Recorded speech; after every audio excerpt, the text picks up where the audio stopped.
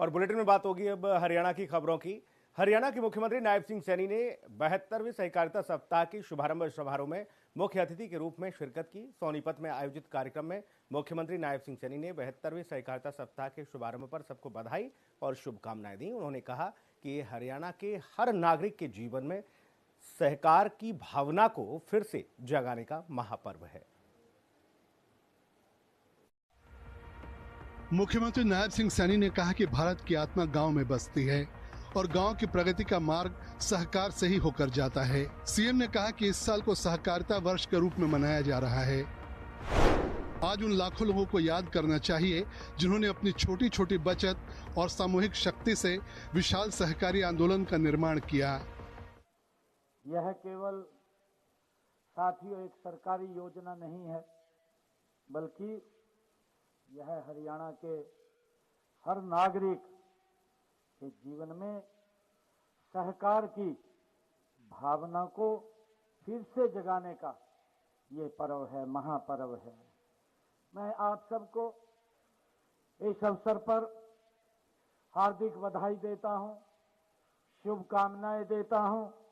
साथ ही इस भव्य आयोजन के लिए मैं आयोजकों का भी दिल से बहुत बहुत आभार व्यक्त करता हूं। सीएम सैनी ने कहा कि प्रधानमंत्री नरेंद्र मोदी ने सहकारी आंदोलन को मजबूती प्रदान करने का काम किया। देश में अलग सहकारिता मंत्रालय का गठन प्रधानमंत्री नरेंद्र मोदी के नेतृत्व में हुआ। हरियाणा ने देश को अन्नदाता दिए हैं। सहकारिता आंदोलन हरियाणा के विकास की रीढ़ की हड्डी है। हम सब जानते हैं कि भारत की आत्मा गांव में बसती है और गांव की प्रगति का मार्ग ये सहकार से ही जाता है। सहकार ही उसका रास्ता है, यानी सहकार मीन एकता और सहयोग। साथियों, ये यहीं से होकर के गुजरता है। मुझे खुशी है कि यह कोई नया विचार नहीं है, ये कोई नया विचार नहीं है। यह हमारी सभ्यता, हमारी संस्कृति, ये उसका मूल आधार है। साथियों, हमारे गांव के लोग तालाब, कुओं व नालों की खुदाई व सफाई का काम मिलकर के करते थे। प्रदेश में 3 लाख से अधिक किसानों को सहकारिता बैंक की तरफ से रुपए क्रेडिट कार्ड जारी किए गए। समय पर अदायगी करने वाले सहकारी समितियों के सदस्यों से फसली ऋण पर कोई ब्याज नहीं लिया जाता। प्रदेश के 5,31,652 किसानों को 1,223 करोड़ रुपए की ब्याज राहत प्रदान की गई। हरियाणा में गन्ने का भाव सबसे ज्यादा 415 रुपए प्रति क्विंटल है। सीएम सैनी ने कहा कि प्रदेश में सहकारी बैंकों के माध्यम से महिला सहकारी समितियों को 5 लाख रुपए तक के ऋण बिना सिक्योरिटी के उपलब्ध होते हैं। प्रदेश में महिलाएं 60,513 स्वयं सहायता समूह के माध्यम से बहुत अच्छा काम कर रही हैं। सीएम सैनी ने कहा कि लोग सहकार की भावना को अपने जीवन का अभिन्न अंग बनाने का प्रण लें। ब्यूरो रिपोर्ट, हिंदी खबर। मुख्यमंत्री नायब सिंह सैनी ने दादा कुशाल सिंह दहिया के बलिदान दिवस की स्मृति में आयोजित कार्यक्रम में बतौर मुख्य अतिथि शिरकत की। सोनीपत में आयोजित कार्यक्रम में मुख्यमंत्री नायब सिंह सैनी ने कहा कि महान व्यक्तित्व के धनी दादा कुशाल सिंह दहिया का बलिदान इतिहास में स्वर्ण अक्षरों में लिखा गया है। साथ ही हरियाणा में श्री गुरु तेग बहादुर जी का 350वां शहीदी दिवस प्रदेश में बड़े स्तर पर मनाया जा रहा है।